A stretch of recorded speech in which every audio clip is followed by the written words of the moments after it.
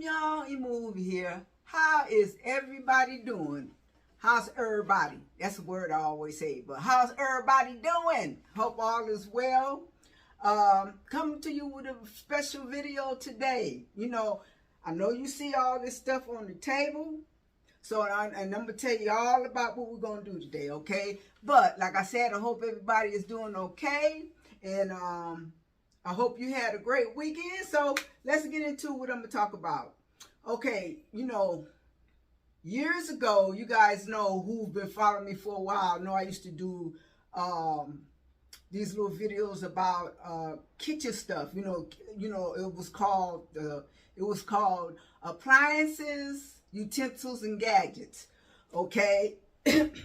Now, this is going to be something like that, but it's going to be a little bit more in depth.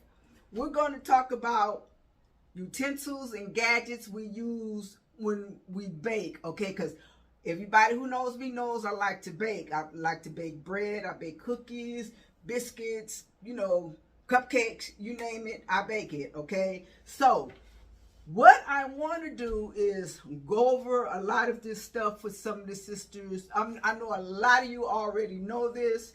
This is just basic information for you. But believe it or not, there are a lot of sisters out there who don't have a clue.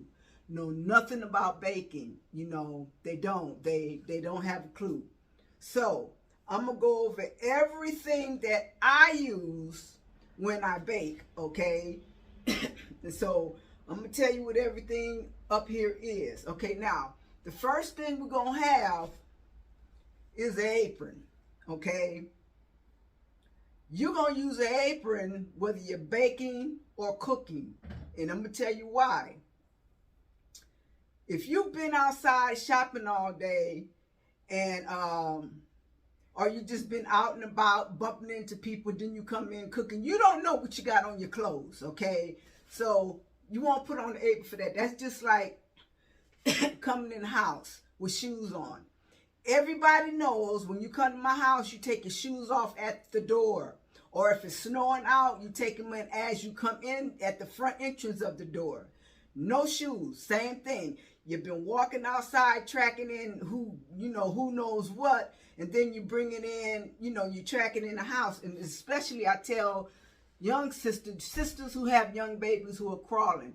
You don't know what you've been walking in or what anybody else been walking in, and they're walking all over your floor and you got your baby crawling on the floor. Same thing when you come in your kitchen and cook. You've been out there, in your everyday clothes. You don't know who you bumped into or if you got something on you or whatever. You want to put an apron on, okay? I know it might sound old-fashioned, and I know it's probably something none of y'all even thought about, but yeah, you want to wear an apron, okay? First of all, before you do anything, before you cook anything in the kitchen, okay? Now, and another thing too, it helps from getting your clothes splashed. Say if you're frying something and grease splash or something, it just keeps your clothes clean and it keeps your food sanitized, whatever, y'all know what I mean. Anyway, okay, we're gonna go over some of this stuff I have here that we bake with, okay? I'm gonna go over the standard first thing most people know about, and most people know about baking cakes. There are people who bake cakes, but then they have never baked cookies. And then there are some who bake cookies, they never bake cake. But anyway, we got our standing round cake pans, okay? Standing round cake pans. And then we also have square cake pans, okay? This is baking cake, all right? I'm just going to go over this quickly because the bread is what I want to get to, okay? This is for baking your cakes, all right? You can also use pans like these if you're baking pound cakes. You can, use this kind of pan, okay? Now, but standard regular cakes, standard round cake pans. What is the dimension in these pans? I don't even know the dimensions. Okay, anyway. Then we have a standard pizza round, which you bake pizza on. I done dented mine all up. I don't know what I did to it. Must have got messed up in the cabinet in there. Anyway, pizza, or you can fix biscuits or whatever on here too, or you can use it if you're baking a what they call an artisan loaf of bread. You can use this for that. We'll get to that too. Okay, so I'm gonna put this over here. Now we have cupcakes. All right, I have 2 different kind of cupcake pans. All right, you can also fix corn muffins, blueberry muffins. You can just fix muffins in this. Okay, you can get the big one or the small one, whichever you want. But I like to have both, because if I make a batter and only have a little bit, then I'll have to worry about using the big one. I can just use a small one. Okay. Now put this over here. Okay, now we have this is a cookie sheet that you use, and this is a rack. Okay, I'm gonna leave this here because we'll get to this again, maybe. Okay, because this is what you use to cool thing. If you bake cookies, muffins, bread, anything, you use a rack to cool it. Okay, now we're gonna get to the baking bread. All right, now when we bake bread, there are certain things that we need. Okay, you need a mixing bowl. This is my go-to mixing bowl right here. You know, because I can get a nice rise in this bowl because it's so high. You know, I'll get to this later too. And you need measuring things. Okay, measuring cups and spoons. Okay, these, you have your spoons, measuring spoons, and your measuring cups. Now I'm gonna tell you the difference, because a lot of people don't know the difference between a dry measure and a wet measure. Okay, both of these are 1 cup, okay, but this is a dry measure and this is a wet measure. This is what you would measure like water, milk, or any kind of liquid. You would use the wet measuring cup. Okay, now if you're doing flour, sugar, and all that other stuff, you would use the dry. Okay, your measuring cups. Okay, now sit these over here. Now bread baking is kind of a science. All baking is kind of a science, because you have to use precise measurements. Now this is the only thing I use precise measurement in. When I cook every day, I just cook to taste. But when I bake, I do use precise measurements, because if you don't, you can screw up really bad, okay? Because you have to have the right measurement. If you're using yeast, you have to have the right measurement of yeast. You have to have the right measurement of sugar. You have to have the right measurement of salt. And you definitely have to have your right measure of flour and whatever liquid you're using, okay? You definitely want to do that. Okay, now let me move on to biscuits, because I love to make biscuits. And like I said, this is the pan we're going to make biscuits on. This is a rack we're going to cool it on, okay? Now, when you make biscuits, you want to have, this is a dough cutter or a pastry cutter that you cut in like butter. Most people use butter, vegan butter. Some people still use shortening. And you use this to get the flour and butter all mixed in together.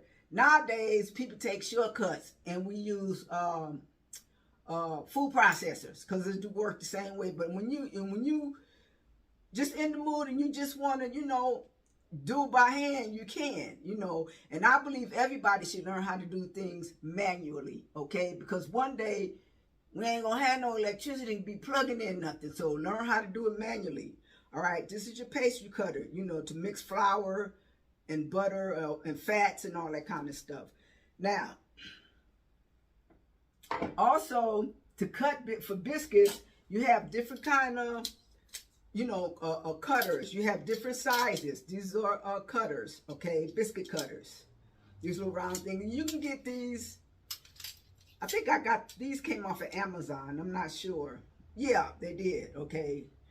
So, and now also this is like a biscuit cutter. This could be a biscuit cutter with hope, but this is actually a donut cutter, because you got the hole in it and everything. If you can see, this is a donut cutter, but I took this out. And now you also have, when you're doing biscuits, Let me show you these, because these are the same thing. These are called bench scrapers, okay?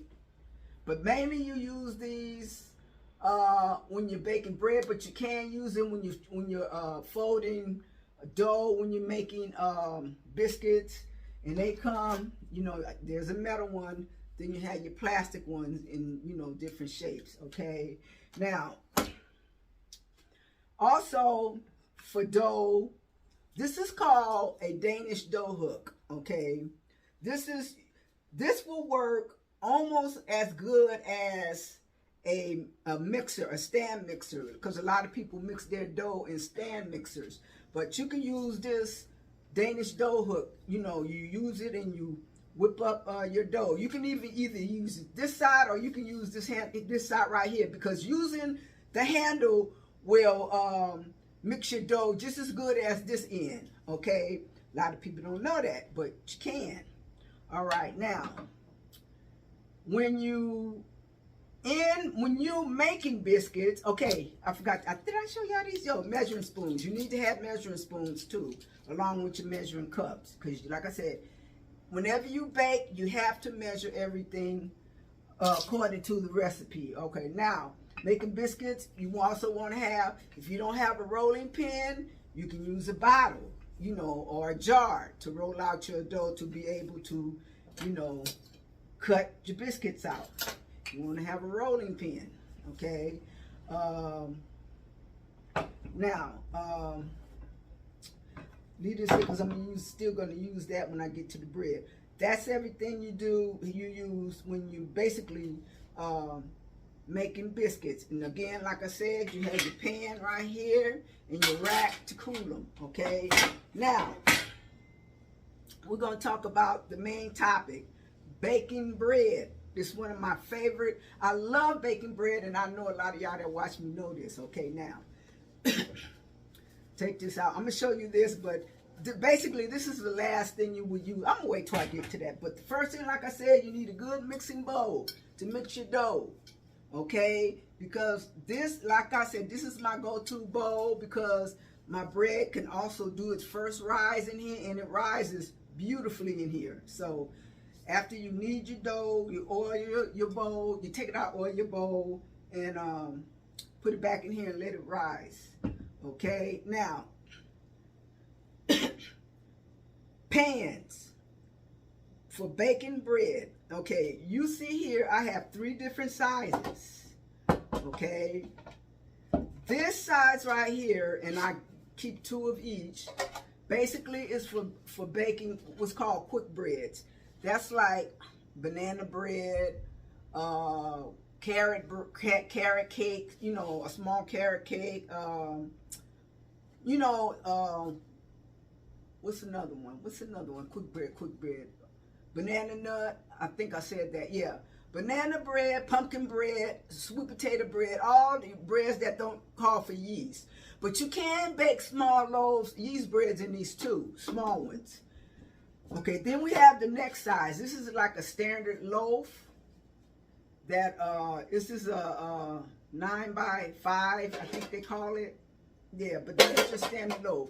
A lot of people say, oh, but that's too small. Not if you bake 2. You always bake 2. Always, if you have a family of more than 2, you know, always bake 2 loaves, okay? Because there are recipes, you know, that you make and you just double it and you get to 2 loaves. Now, you can also get what's called the sandwich loaf pan. This is your standard sandwich size that you buy in the store, the bread, the size. And it depends on you, what you want to use, okay? But yeah, standard size, right here, standard size. And then again, sandwich loaf. And then the small ones are for, like I said, like doing banana bread and stuff like that in. Okay, these are your bread pans, okay? Now, baking bread is not that difficult, okay? It's really not that difficult. All you have to do is follow the directions. you know, whatever recipe you're doing, and you should be successful. Now, this right here is called a proofing bowl, okay? And what you do is, when you, after your first rise, you're going to take your dough out your bowl. You're going to kind of knock the air out of it and kind of knead it a little bit again. And then you, if depending on what kind of bread you're going to bake, if you want a loaf, if you want to bake a loaf bread, you don't need this. This is for what they call bulls or artisan bread. You know, the round breads that you might see. This is what this is for. Now, you can leave this in. This comes off, and you can just use the inside and get all the pretty little decorations. But I always leave this in because it's easy to wash, you know, and I don't have to worry about the dough being all stuck, you know, in what they say, the corners and the crannies in the bowl. And you would put your dough in this bowl. You would let it rise.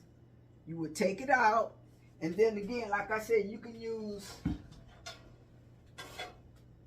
this pizza pan, and you can bake this bread on here. Or what most people do, we put it in a Dutch oven and let it bake in the Dutch oven, okay?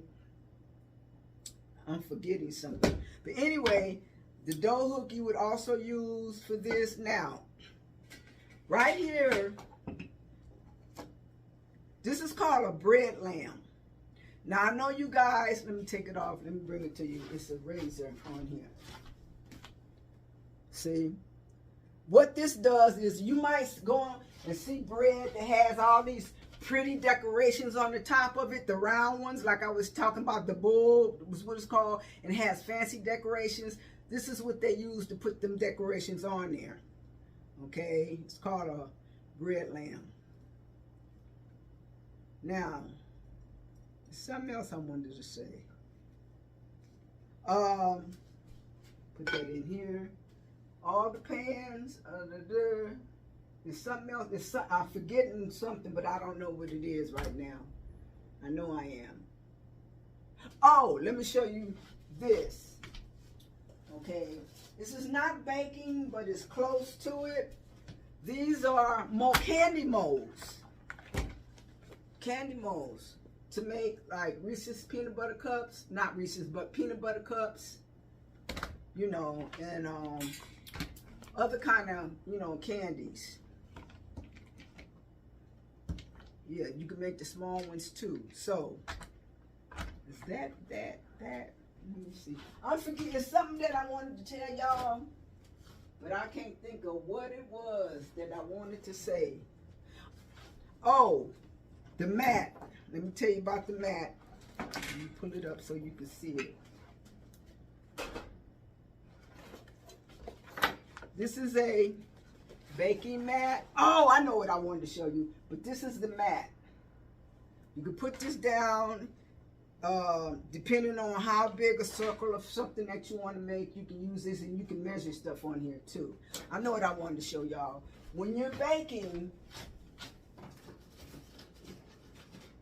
you will always want to use parchment paper, okay? The parchment paper, like you put your bread on here, and it makes for easy cleanup too. And let me show you the other one. I didn't know I was going to do this one, but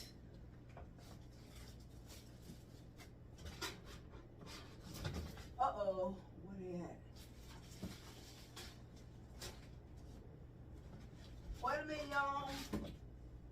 Oh, shoot. They're not in here. What are they at? Anyway, I'm still looking. Anyway, you want to I have some parchment circles that go in the cake pans that I wanted to show y'all. But yeah, you want to use your parchment paper. Let me see, where did them things go?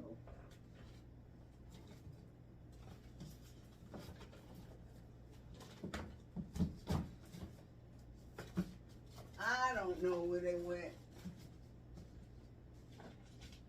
Anyway, y'all,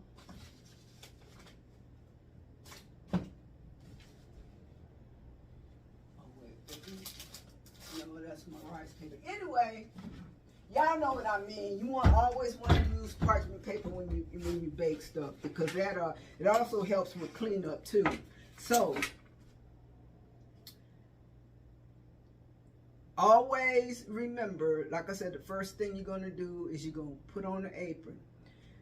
You're gonna follow the directions, and also when you heat your oven, if a bread you are baking says preheat oven to 400 degrees, make sure you preheat that oven to 400 degrees, okay? Don't say, well, oh, you know, everything I bake at 350. No, baking bread is not like that. You have to put it, if it say 400 degrees, then you're going to bake it at 400 degrees. If it says 375, you're going to bake it at 375. And I'm talking Fahrenheit. I don't know Celsius. I need to learn Celsius, but I don't know what the difference would be in Celsius. Wait a minute, I can look it up. Let me look that up right quick. Let's see. I should have had that written down, but I didn't. Y'all know me. Yep, y'all know me. So, let's see. 350 F. Let's see.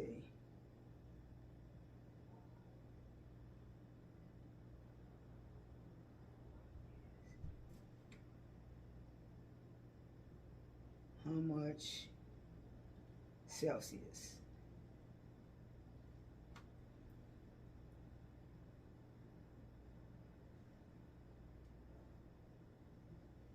Wait a minute. I put the wrong numbers in here. Okay, here we go. Here we go. Here we go. 176 Celsius. 350 in Celsius. 177 degrees Celsius. Okay. Oh, here's a chart, conversion chart.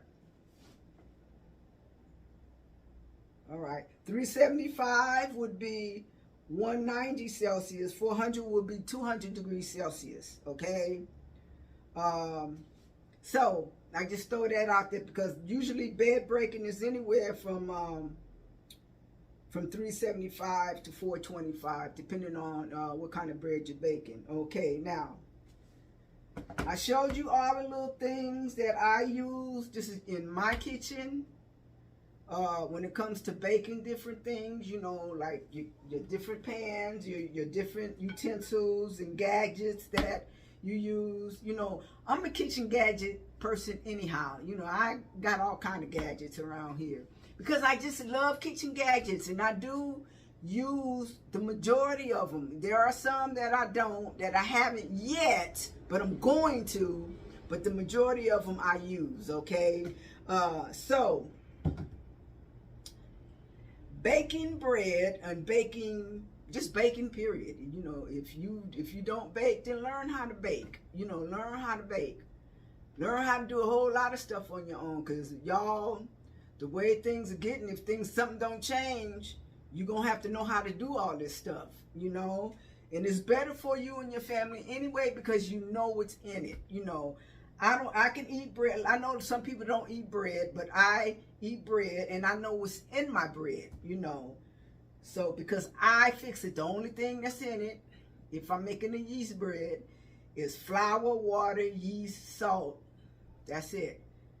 Depending if I want it sweet, you know, I might add a little bit of something to it, you know, like agave or even unrefined sugar, you know, because there is such a thing as unrefined sugar. It's called sucanat.